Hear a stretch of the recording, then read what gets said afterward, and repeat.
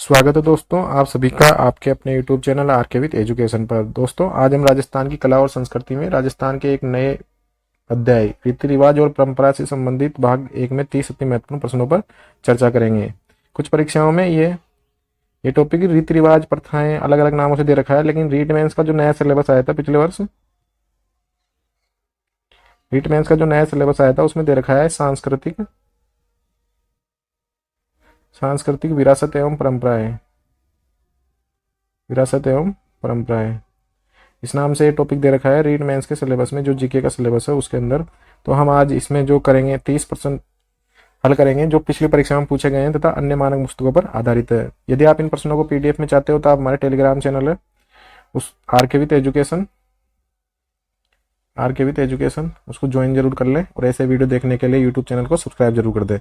तो आज का पहला प्रश्न दे रखा है, नया मकान बनाने पर उसका उद्घाटन समारोह क्या कहलाता है। ऑप्शन 1 दे रखा है नांगल, ऑप्शन 2 दे रखा है कुआं पूजन, ऑप्शन 3 दे रखा है सामेला, ऑप्शन 4 दे रखा है अरण्या। तो नया मकान बनाने पर जो उसका उद्घाटन किया जाता है वो कहलाता है नांगल करना। क्या कहलाता है? नांगल करना। तो ये प्रश्न भी एग्जाम में 2 या 3 बार पूछा जा चुका है, एग्जाम में कम से कम 2 या 3 बार पूछा जा चुका है। तो इसका सही आंसर हो जाएगा नांगल। इसके बाद में प्रश्न नंबर 2 दे रखा है, शारदा अधिनियम 1929 के द्वारा विवाह हेतु कन्या एवं किशोर की न्यूनतम आयु कितनी रखी गई है। तो ऑप्शन 1 दे रखा है 18 व 21, ऑप्शन 2 दे रखा है 14 व 18, ऑप्शन 3 दे रखा है 12 व 16, ऑप्शन 4 दे रखा है 14 व 16। तो शारदा अधिनियम आया किसी के लिए था? ये बाल विवाह के विरोध में, बाल विवाह के विरोध में इसको लेके आए थे हरविलास शारदा। कौन लेके आए थे इसको? हरविलास शारदा। और 1929 में इसको लेके आए, और ये 1 अप्रैल 1930 से पूरे देश में लागू हुआ। इसके अनुसार था क्या? इसके अनुसार था कि विवाह के लिए लड़की की उम्र होनी चाहिए, विवाह के लिए जो लड़की है उसकी उम्र तो चाहिए 14 वर्ष, और लड़के की उम्र चाहिए थी 18 वर्ष। तो इसका जो सही आंसर है ऑप्शन नंबर 2 रहेगा। इसके बाद में इसमें शारदा एक्ट में 1978 में पुनः संशोधन हुआ, 1978 में पुनः संशोधन, उसमें लड़के की उम्र तो कर दी इन्होंने 21 साल, लड़की की कर दी 21 साल और लड़की की कर दी 18 साल, जो वर्तमान में भी है 21 वर्ष, और लड़की की कर दी 18 वर्ष। तो ये शारदा एक्ट है। हरविलास शारदा का संबंध था अजमेर जिले से, अजमेर से इनका संबंध था। तो इनका जो सही आंसर है, शारदा एक्ट के अनुसार जो 1929 में आया था, विवाह हेतु कन्या की एवं किशोर की न्यूनतम आयु चाहिए थी 14 व 18 वर्ष। इसके बाद में अपना अगला प्रश्न है, कौन सा संस्कार मानव जीवन का अंतिम संस्कार है। ऑप्शन 1 अंतिम संस्कार माना जाता है। ऑप्शन 1 दे रखा है अपने पास में पिंडदान, ऑप्शन 2 दे रखा है अंत्येष्टि, ऑप्शन 3 दे रखा है सोग, ऑप्शन 4 दे रखा है मौसर। तो जो अंतिम संस्कार है वह है अंत्येष्टि। क्या है? अंत्येष्टि। तो इसका सही आंसर हो जाएगा ऑप्शन नंबर 2। क्या हो जाएगा इसका सही आंसर? Option number 2। तो अंत्येष्टि सबसे अंतिम संस्कार है। इसके बाद में अपना अगला प्रश्न है, मौसर क्या है। ऑप्शन 1 दे रखा है राजस्थान में आदिवासी जनजाति की। इसके बाद में अपना प्रश्न नंबर 4 है, मौसर क्या है। ऑप्शन 1 दे रखा है राजस्थान में आदिवासी जनजाति, ऑप्शन 2 दे रखा है राजस्थान में मृत्यु भोज की प्रथा, ऑप्शन 3 दे रखा है राजस्थान में दास दासी, ऑप्शन 4 दे रखा है राजस्थान में आदिवासी जनजाति का नृत्य। तो मौसर क्या है? मौसर होता है मृत व्यक्ति की मृत्यु भोज की यानी प्रथा। तो इसका सही आंसर हो जाएगा राजस्थान में मृत्यु भोज की एक प्रथा है। इसके बाद में प्रश्न नंबर 5 है, जागीरदार काल में पहले लोग अपनी शादी में शराब के साथ कुछ कुंवारी कन्याएं भी देते थे। उदाहरण के लिए इन्हें किस नाम से बुलाया जाता था। ऑप्शन 1 दे रखा गोणा, ऑप्शन 2 दे रखा महर, ऑप्शन 3 दे रखा है गोलाना, ऑप्शन 4 दे रखा दावड़ी। तो जो कन्याएं शादी में कुंवारी कन्याएं दी जाती थी उनको कहते थे दावड़ी। क्या कहा जाता था? दावड़ी। तो इसका सही आंसर हो जाएगा ऑप्शन नंबर 4। इसके बाद में अपना अगला प्रश्न है, तोरण किस बात का प्रतीक है। तोरण किस बात का प्रतीक है? किस बात का प्रतीक है? ऑप्शन 1 दे रखा है विवाह का, ऑप्शन 2 दे रखा है विजय शक्ति का, ऑप्शन 3 दे रखा है किसी की हत्या करने का, ऑप्शन 4 दे रखा है इनमें से कोई नहीं। तो तोरण जो प्रतीक है वह है विजय या शक्ति का। तो इसका सही आंसर हो जाएगा ऑप्शन नंबर 2। इसके बाद में प्रश्न नंबर 7 दे रखा है, आदिवासी लोगों में रस्म यानी कि लीला मोरिया संस्कार का संबंध है। ऑप्शन 1 दे रखा है जन्म से, ऑप्शन 2 दे रखा है मृत्यु से, ऑप्शन 3 दे रखा है विवाह से, ऑप्शन 4 दे रखा है दायित्व से। तो लीला मोरिया जो रस्म है यह है भील जनजाति में प्रचलित है। भील जनजाति में प्रचलित है और इसका जो संबंध है वह है विवाह से। ये एक विवाह की रस्म है। तो इसका सही आंसर हो गया ऑप्शन नंबर 3, विवाह से। इसके बाद में अगला प्रश्न है अपना, इसका अगला प्रश्न है कौन सा रीति रिवाज विवाह से संबंधित नहीं है। ऑप्शन 1 दे रखा है बिंदोला, ऑप्शन 2 दे रखा है गठजोड़ा, ऑप्शन 3 दे रखा है नांगण, ऑप्शन 4 दे रखा है डावरिया। तो मैंने अभी बताया था कि नांगण क्या होता है, नए मकान में प्रवेश हेतु जो समारोह या उद्घाटन समारोह रखा जाता है उसे कहते हैं नांगण। तो ये विवाह से संबंधित नहीं है। तो इसका सही आंसर हो जाएगा ऑप्शन नंबर 3। इसके बाद में प्रश्न नंबर अगला है अपना, प्रश्न नंबर 9 है विवाह से संबंधित रस्म है। ऑप्शन 1 दे रखा है काकड़ दौड़ना, ऑप्शन 2 दे रखा है पैरावणी, ऑप्शन 3 दे रखा है बरी पड़ला, ऑप्शन 4 दे रखा है ये सभी। तो विवाह से संबंधित काकड़ दौड़ना भी है, पैरावणी भी है और बरी पड़ला भी है। और तो इसका सही आंसर हो जाएगा ऑप्शन नंबर 4। इसके अलावा विवाह से संबंधित और रस्में हैं कुछ, तो इसमें एक तो है चाक पूजन, हल्दी, मूंदना, तेल चढ़ना, तेल उतरना। ये सारी रस्में किससे हैं, विवाह से संबंधित रस्में हैं। अगले भाग में हम इन रस्मों पे और अधिक से पढ़ेंगे। इसके बाद में प्रश्न नंबर 10 है अपना, राजस्थान में सागड़ी प्रथा क्या है। ऑप्शन 1 दे रखा है सती प्रथा, ऑप्शन 2 दे रखा है मृत्यु भोज प्रथा, ऑप्शन 3 दे रखा है हाड़ी प्रथा, ऑप्शन 4 दे रखा है नाता प्रथा। तो राजस्थान में जो सागड़ी प्रथा थी ये थी एक प्रकार की हाड़ी प्रथा। क्या थी, हाड़ी प्रथा। और इसको कहते हैं बंधुआ मजदूर प्रथा। बंधुआ मजदूर प्रथा भी इसको कहा जाता है प्रथा। और फिर इसके निवारण के लिए एक सागड़ी निवारण अधिनियम लेके आए थे। निवारण अधिनियम यह आया था 1961 में।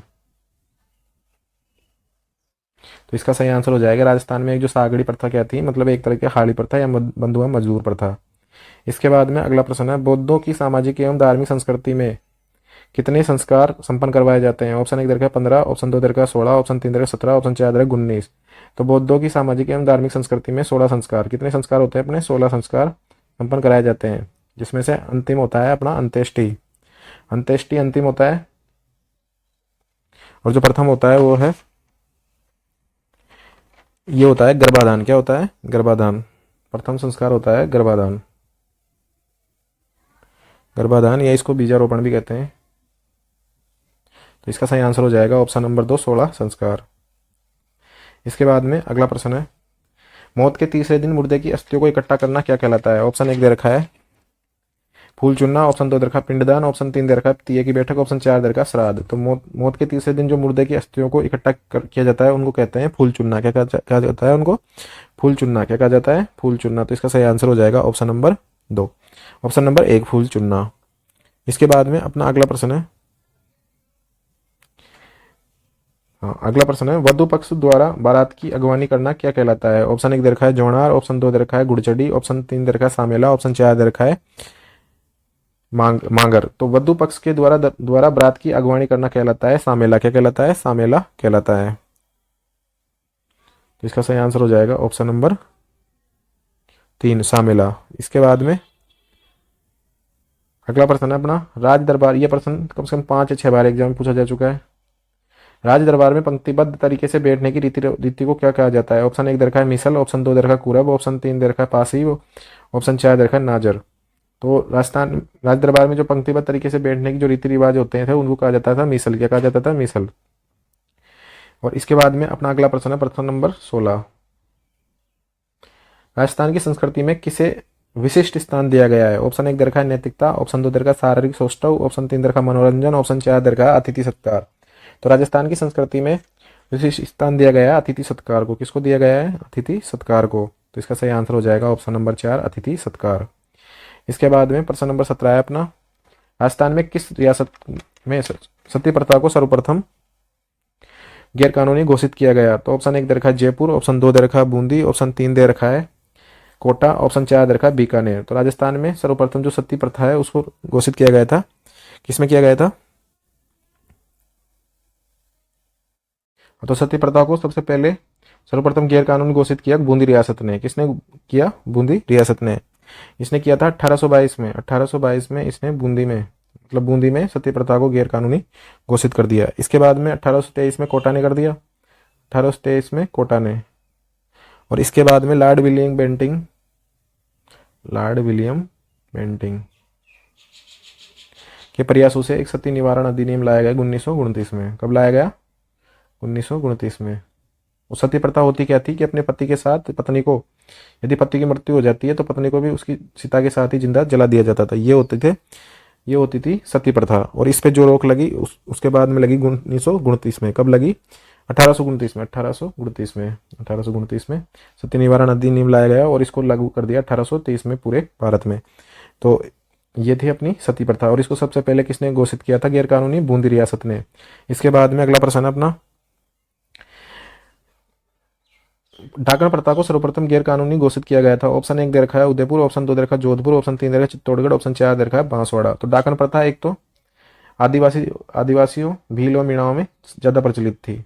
आदिवासियों यानी कि भील और मीणाओं में, भील और मीणा जनजाति में ये ज़्यादा प्रचलित थी। और भील और मीणा अधिकतर निवास करते थे उदयपुर यानी मेवाड़ क्षेत्र में। तो उदयपुर में इसको सबसे पहले डाकन प्रथाओं को गैर कानूनी घोषित किया गया। और उस टाइम पे इनके जो मेवाड़ के जो शासक थे वो थे, मेवाड़ के शासक थे अपने स्वरूप सिंह के काल में डाकन प्रथा को 1844 में गैर कानूनी घोषित किया गया। तो इसका सही आंसर हो जाएगा उदयपुर में। विलियम ब्रुक नाम के एक व्यक्ति थे, उनके प्रयासों से इसको गैर कानूनी घोषित किया गया। तो इसका सही आंसर हो जाएगा ऑप्शन नंबर 1 उदयपुर। इसके बाद में अगला प्रश्न है, बारात को विदा करते समय वधु द्वारा प्रत्येक बाराती तथा वर वधु को यथाशक्ति धन एवं उपहार आदि दिए जाते हैं। इसे कहते हैं, ऑप्शन 1 दे रखा है मुकलावा, ऑप्शन 2 दे रखा है रंगबरी, ऑप्शन 3 दे रखा है बिंदोली, ऑप्शन 4 दे रखा है सामेला। तो ये कहा जाता है, क्या कहा जाता है? रंगबरी। क्या कहा जाता है? रंगबरी। तो इसका सही आंसर हो जाएगा, बारात की विदाई के समय वधु पक्ष द्वारा वर पक्ष को, वधु पक्ष के द्वारा वर पक्ष को यथाशक्ति धन एवं उपहार आदि दिए जाते हैं। इसे कहते हैं रंगबरी। क्या कहते हैं? रंगबरी। और मुकलावा क्या होता है? पहले छोटी लड़कियों की शादी कर दी जाती थी तो उनको कुछ समय के लिए पियर में रखा जाता था, फिर उनको 1 या 2 साल के बाद में अपने ससुराल भेजा जाता था। तो उसके लिए मुकलावा या गोना शब्द का प्रयोग किया जाता है। बिंदोली और सामेला क्या होता है? सामेला होता है बारात दुल्हन के घर पे पहुंचने के बाद जब स्वागत के लिए वधु पक्ष वाले जाते हैं तो ये कहलाता है सामेला। और बिंदोली विवाह के अवसर पर भाई अपने सगे संबंधियों के द्वारा जो भोजन दिया जाता है उसे कहते हैं बिंदोली या बिंदोरा। एक होती बिंदोरी। निकासी के समय दूल्हे को घोड़ी पे बैठा के घुमाया जाता है, वो होती है निकासी या बिंदोरी। तो इसका सही आंसर हो जाएगा रंगबरी। बारात को विदा करते समय वधु द्वारा या वधु पक्ष के द्वारा प्रत्येक बाराती को यथाशक्ति धन उपहार दिया जाता है, उसे कहते हैं रंगबरी। तो ये इसका सही आंसर हो गया ऑप्शन नंबर 2। इसके बाद में प्रश्न नंबर 20 है, आदिवासियों द्वारा दिया जाने वाला मृत्यु भोज क्या कहलाता है? ऑप्शन 1 दे रखा है नतारा, ऑप्शन 2 दे रखा है लोका या कांदिया, ऑप्शन 3 दे रखा है पीथल, ऑप्शन 4 दे रखा है फू। तो इसका सही आंसर हो जाएगा, आदिवासियों द्वारा मृत्यु भोज दिया जाता है उसको कहते हैं लोका या कांदिया। तो इसका सही आंसर हो जाएगा ऑप्शन नंबर 2। इसके बाद में प्रश्न नंबर 21 है, राजस्थान में सर्वप्रथम वर्ष 1833 में किस राज्य ने कन्यावध को अवैध ठहराया? ऑप्शन 1 दे रखा है जयपुर, ऑप्शन 2 दे रखा है इसका बीकानेर, ऑप्शन 3 दे रखा है कोटा, ऑप्शन 4 दे रखा है उदयपुर। तो सर्वप्रथम 1833 में किस रियासत ने? कोटा रियासत ने। किस रियासत ने? कैसे कन्या और कैसे कोटा। तो ऐसे याद रख सकते हैं इसको। 1833 में कन्यावध पर रोक लगाई। और सर्वप्रथम सती प्रथा पर सबसे पहले रोक लगाई थी किसने? बूंदी रियासत ने। उसके बाद में लगा दी कोटा ने। एक अपनी समाधि प्रथा है, समाधि प्रथा पे सर्वप्रथम रोक लगाई जयपुर रियासत ने। किसने? जयपुर रियासत ने। एक डाकण प्रथा है, डाकण प्रथा पे सर्वप्रथम रोक लगाई उदयपुर रियासत ने। तो ये एक ही बार में याद कर लो इसको कि भाई कन्यावध पर किसने रोक लगाई? सर्वप्रथम कोटा रियासत ने, सती प्रथा पे सर्वप्रथम बूंदी ने, समाधि प्रथा पे जयपुर ने और डाकण प्रथा पे उदयपुर ने। इसके बाद में इसका तो सही आंसर हो जाएगा ऑप्शन नंबर 3 कोटा। इसके बाद में अपना अगला प्रश्न है, विवाह के समय वधु के लिए वर पक्ष द्वारा जो आभूषण ले जाए जाते हैं उन्हें क्या कहा जाता है? ऑप्शन 1 दे रखा है बेस, ऑप्शन 2 दे रखा है मुकलावा, ऑप्शन 3 दे रखा है बरी पड़ला, ऑप्शन 4 दे रखा है मायरा। तो विवाह के समय वधु के लिए जो वर पक्ष के द्वारा जो आभूषण वगैरह कपड़े वगैरह ले जाए जाते हैं उनको कहते हैं बरी पड़ला। क्या कहा जाता है? पड़ला, बरी पड़ला। तो इसका सही आंसर हो जाएगा ऑप्शन नंबर 3 बरी पड़ला। इसके बाद में अगला प्रश्न है, प्रश्न नंबर 23 है, डाकण प्रथा मुख्य रूप से किस जाति में पाई जाती थी? ऑप्शन 1 दे रखा है कालबेलिया, ऑप्शन 2 दे रखा है भील एवं मीणा, ऑप्शन 3 दे रखा है गरासिया, ऑप्शन 4 दे रखा है सांसी। तो डाकण प्रथा मुख्य रूप से पाई जाती थी किस जनजाति में? भील एवं मीणा जनजाति में।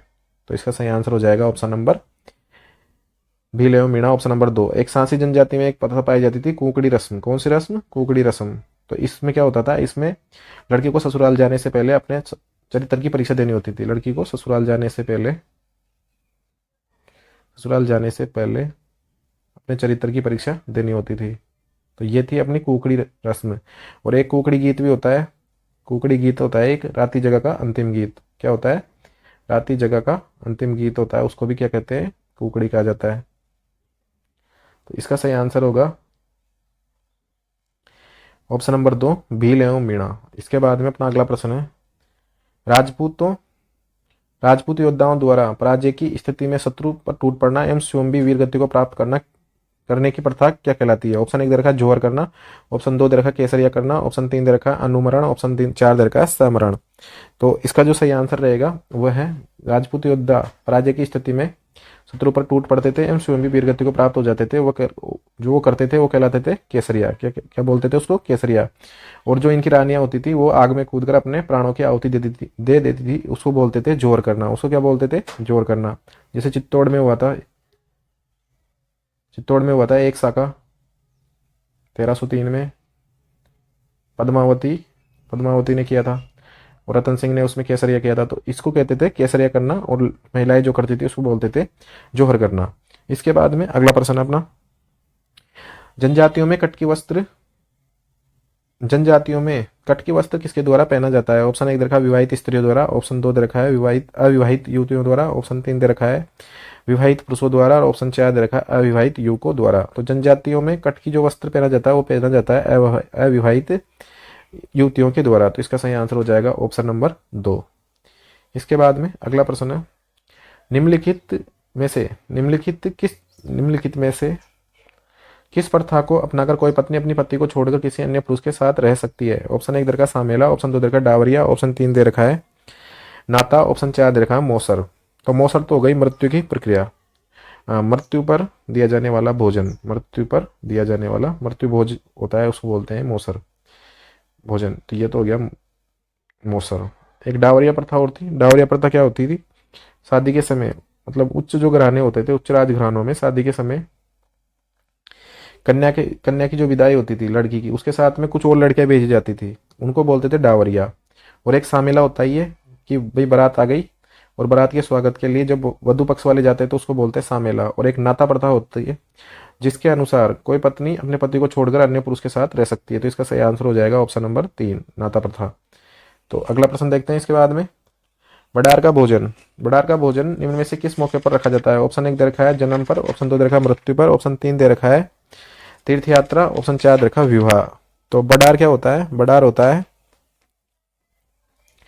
विवाह पर दिया जाने वाला भोजन। क्या होता है बडार? विवाह पर दिया जाने वाला भोजन। तो इसका सही आंसर हो जाएगा ऑप्शन नंबर 4। इसके बाद में अगला प्रश्न है अपना, राजस्थान में प्रचलित मृत्यु भोज को क्या कहा जाता है? ऑप्शन 1 दे रखा मौसर, ऑप्शन 2 दे रखा है जोसर, ऑप्शन 3 दे रखा शोक, ऑप्शन 4 दे रखा त्रयोदशी। तो राजस्थान में जो प्रचलित मृत्यु भोज है उसको कहा जाता है मौसर। क्या कहा जाता है? मौसर। तो इसका सही आंसर हो जाएगा ऑप्शन नंबर 1, मौसर। इसके बाद में अगला प्रश्न है, राजस्थान में जीवित मौसर प्रथा प्रचलित है, इसे किस नाम से पुकारा जाता है? ऑप्शन 1 दे रखा बारवा, ऑप्शन 2 दे रखा क्रियाक्रम, ऑप्शन 3 दे रखा जोसर, ऑप्शन 4 दे रखा मौसर। तो राजस्थान में जो जीवित मौसर प्रथा है उसको बोला जाता है जोसर। क्या बोला जाता है? जोसर। एक मौसर तो क्या हो गया भाई, कोई आदमी मर गया तो उसके 12 दिन या 15 दिन जितने भी होते हैं, 12 या 15 दिन में से उसके अंतिम दिन जो भोजन दिया जाता है उसको बोलते हैं मौसर, मरने के बाद में। और कुछ लोग ऐसे होते हैं जो अपने जीते जी अपना मौसर करवा देते हैं, तो उसको बोलते हैं जोसर। क्या बोलते हैं? जोसर। यानी कि जीवित रहने पर जो भोजन दिया जाता है वो तो हो गया जोसर, और मरने पर दिया गया वो हो गया मौसर। तो इसको मैं से मौसर और जीवित से जैसे जोसर, ऐसे याद रख सकते हैं।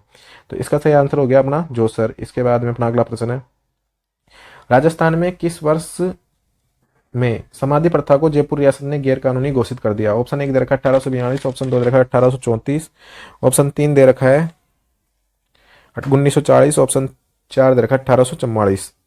तो समाधि क्या होती थी? समाधि होती थी, एक तो दो तरह की समाधियां होती थी। एक तो होती थी जमीन में समाधि ले लेना, गड्ढा खोद के जमीन समाधि। एक तो जमीन समाधि इसको बोलते हैं, गड्ढा खोद के उसमें समा जाना। और एक होती थी अपनी जल समाधि, जल में समाधि ले लेना। ये दो समाधियाँ थी। तो इसको क्या किया है, सबसे पहले 1844 में कौन सी रियासत ने, जयपुर रियासत ने, और उस समय इनके शासक थे जयपुर के राम सिंह द्वितीय। कौन थे, राम सिंह द्वितीय। तो इन्होंने क्या किया कि समाधि प्रथा पर, समाधि प्रथा को गैर कानूनी घोषित कर दिया शुरुआत में सबसे पहले। और इसके बाद में लॉर्ड, एक लुडलो थे, लुडलो, लुडलो के प्रयासों से इन्होंने समाधि निवारण अधिनियम लेके आए। ये समाधि निवारण अधिनियम 1861, निवारण अधिनियम 1861 में। इसके तहत समाधि प्रथा को, समाधि को क्या मान लिया, आत्महत्या की श्रेणी में रख दिया। आत्महत्या की श्रेणी में समाधि लेना आत्महत्या को मान लिया गया। तो ये थे दोस्तों अपने राजस्थान की जो रीति रिवाज और परंपराएं हैं, रीति रिवाज या जो प्रथाएं चल रही राजस्थान में, चल रही थी पहले, ये जो परंपराएं अभी चल रही है, जैसे विवाह की तो अभी भी चल रही है, मृत्यु की, जन्म की, ये प्रथाएं अभी भी चली हुई है, लेकिन कुछ प्रथाएं बंद हो चुकी है। तो और ये टॉपिक मतलब एक न एक पर्सन तो इनमें से आ ही जाता है। तो राजस्थान की जो रीट की भर्ती है उसमें तो ये अलग से मेंशन भी कर रखा है, रीट मेंस के जो नया सिलेबस आया था उसमें राजस्थान की सांस्कृतिक विरासत एवं परंपरा के नाम से, और उसमें पर्सन भी पूछे गए हैं, ऐसी बात नहीं कि पर्सन नहीं पूछे जाते। तो ये थे अपने पिछली परीक्षाओं में कुछ आए हुए प्रश्न। यदि प्रश्नों को पीडीएफ में चाहते हो तो आप हमारे यूट्यूब चैनल आर के विद्या एजुकेशन को ज्वाइन जरूर कर लें और अपने दोस्तों के साथ शेयर जरूर कर दें। और ऐसे वीडियो देखने के लिए यूट्यूब चैनल पर बने रहिए।